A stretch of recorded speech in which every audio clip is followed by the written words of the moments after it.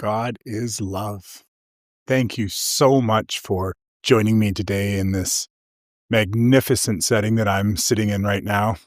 Actually, I'm sitting on a bed of moss, amazingly enough. I think I'm just gonna actually sit on it. Thank you, moss, for allowing my rear to get wet today.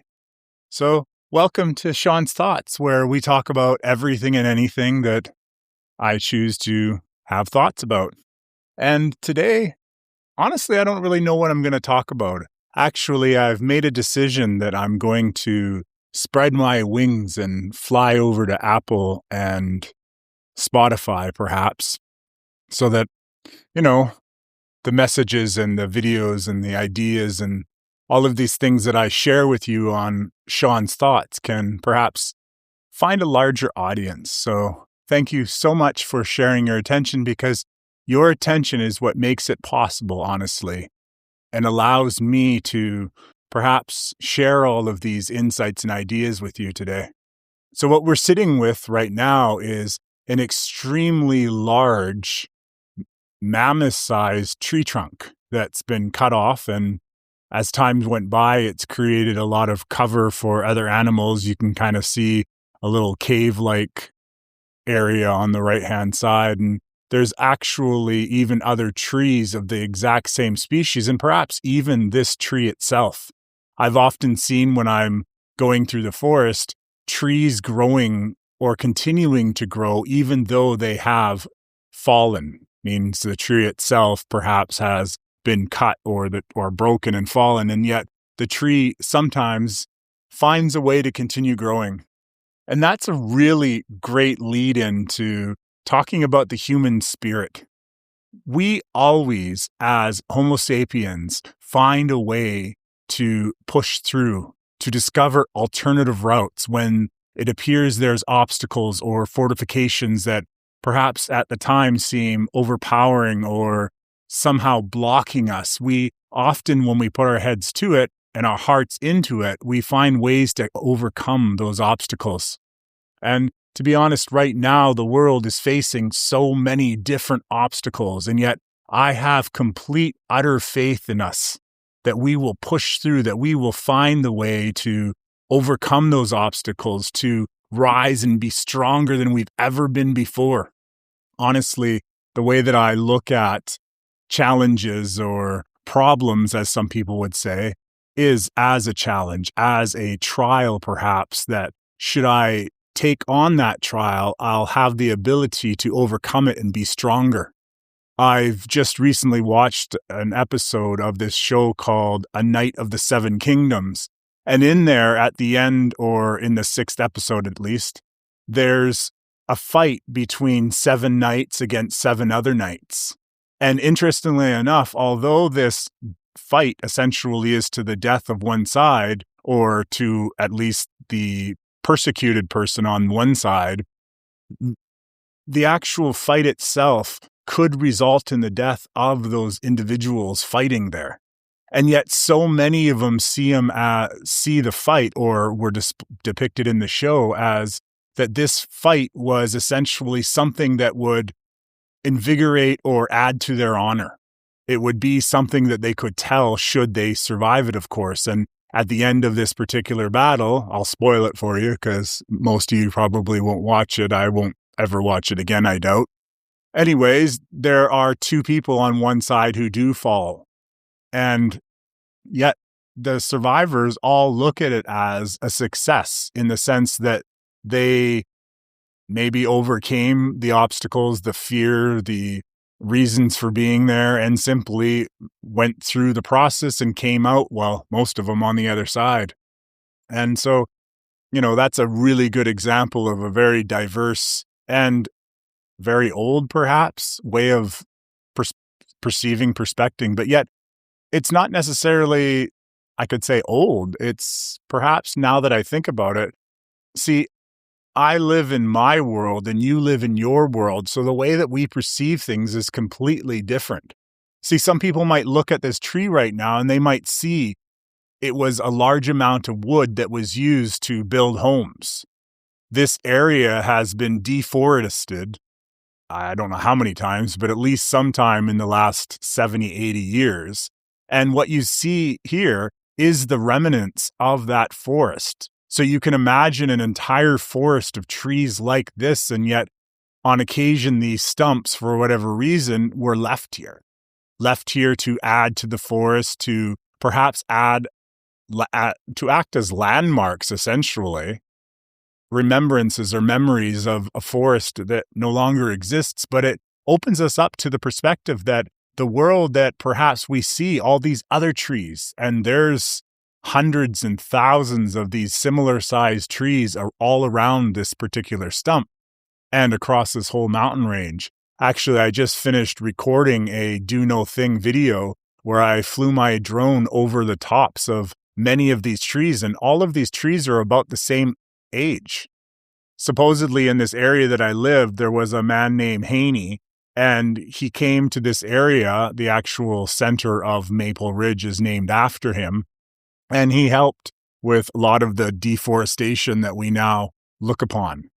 See, a lot of these trees, they weren't just essentially decapitated just for wood to build homes around this area.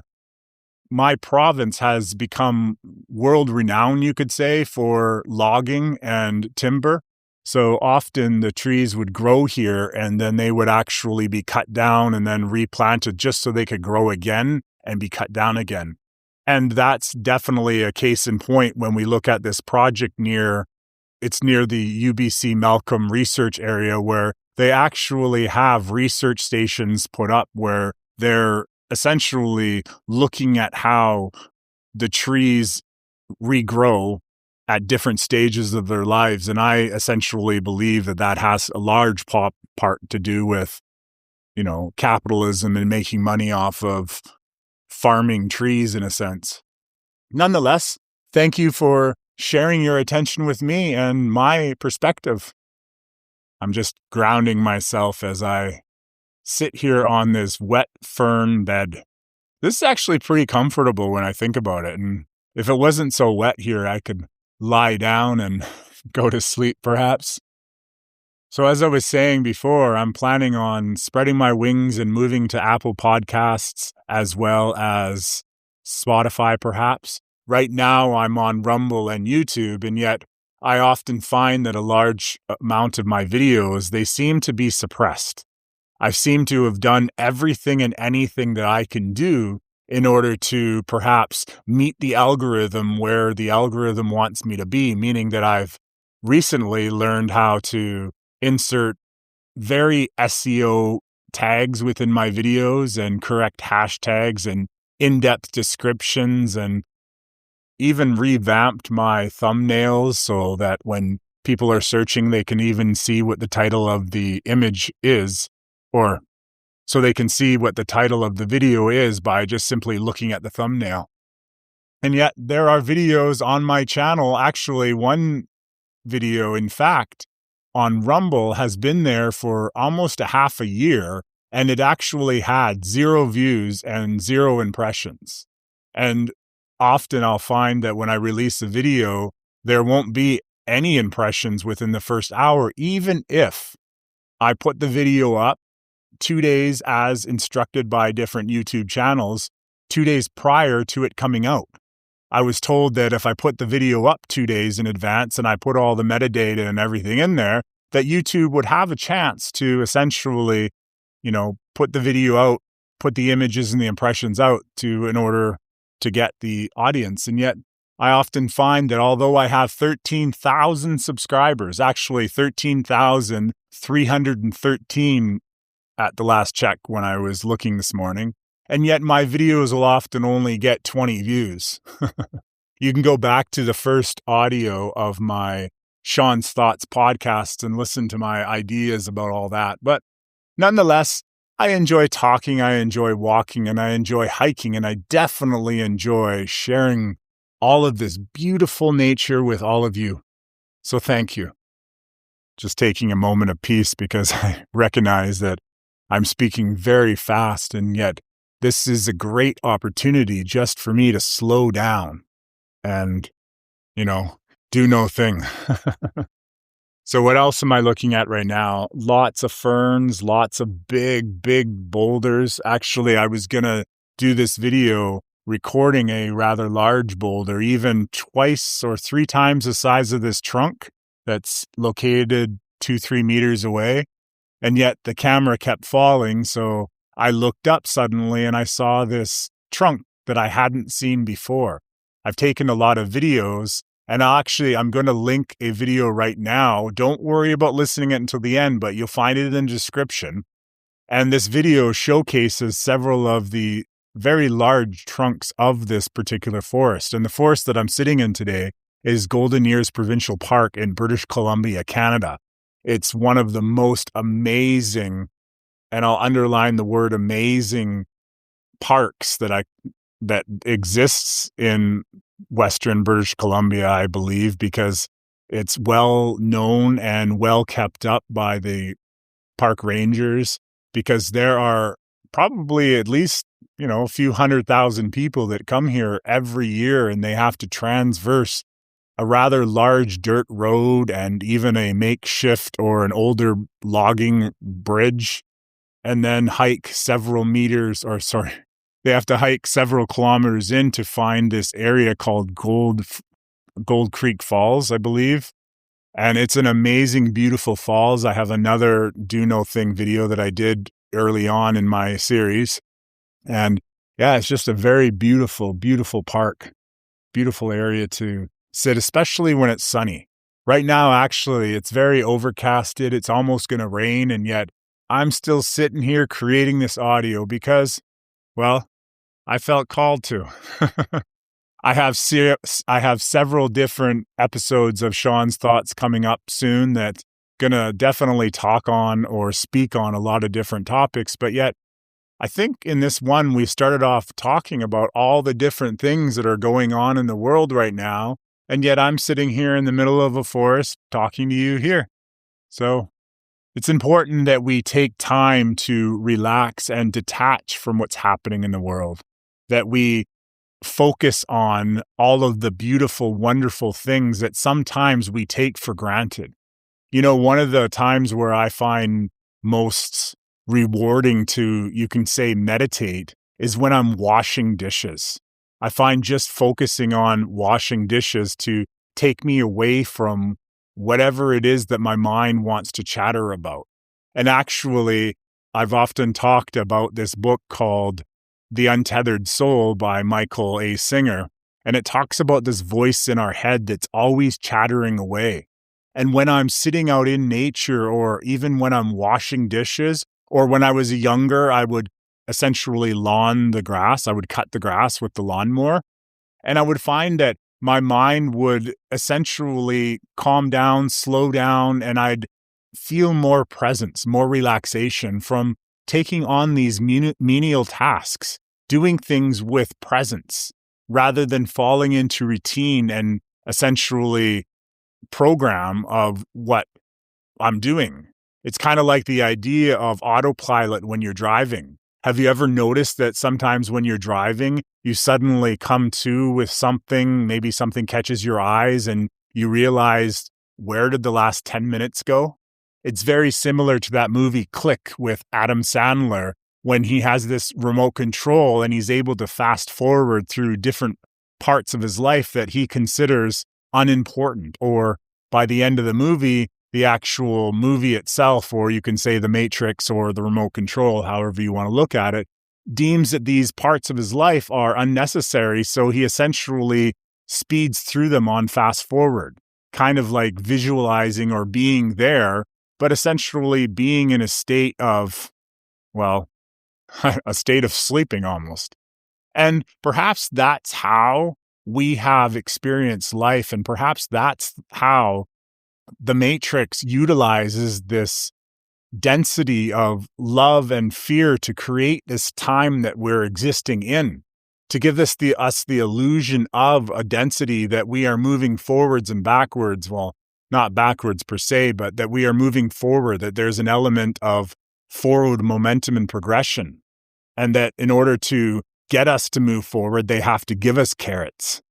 I don't know, something that just suddenly caught my eye and my attention. And yet I find that this autopilot effect or feeling that I've often had when driving, especially when doing the same drive over and over again.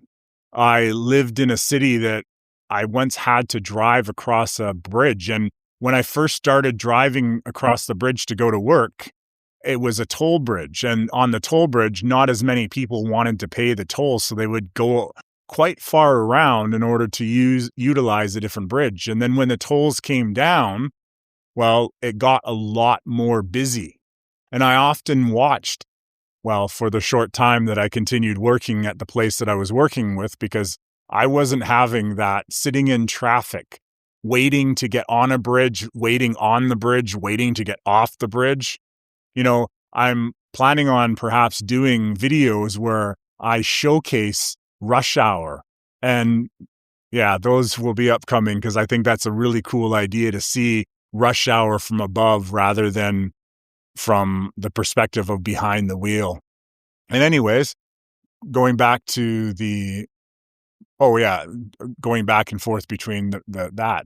So when we're coming back and forth between work and doing that same drive over and over again, we can often flip ourselves, or perhaps it's just an automated program that we're not necessarily contributing to, but flip ourselves to an autopilot-like perspective. And we essentially miss a lot of the world that is around us. Driving even from this park to my home, I often notice that there are different buildings or signs or things that have been there for a long time that suddenly are there and I haven't seen them before.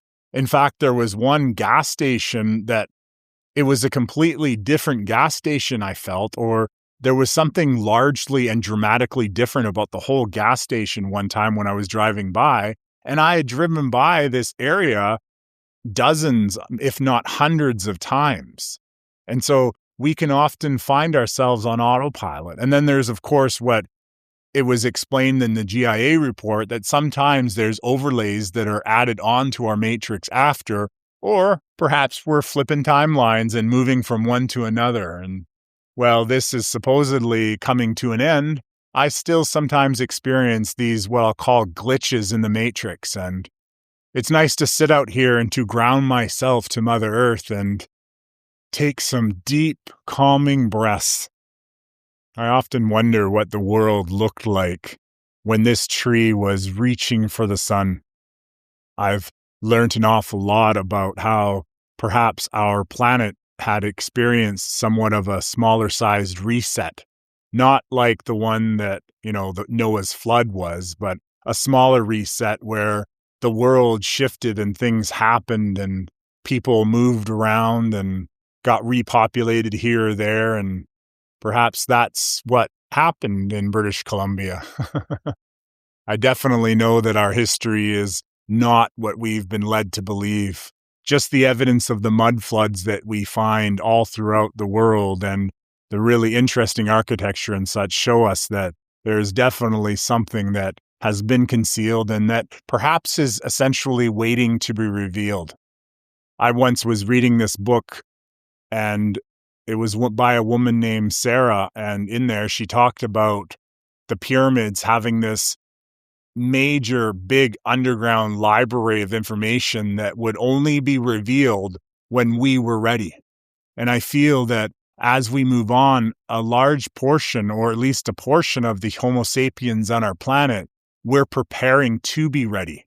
We are preparing to have the ability to absorb the information and the know-how of all these different revelations, I'll say, that have always been around. Often I converse with different people across YouTube and across my own UNN community, and a lot of people are always wondering, why aren't things happening now? Why isn't money falling from the sky and we're moving into this new golden age? Like, why hasn't it happened yet? And honestly, my answer is because most of us, I feel, and this is only my opinion, really aren't ready based on what I see.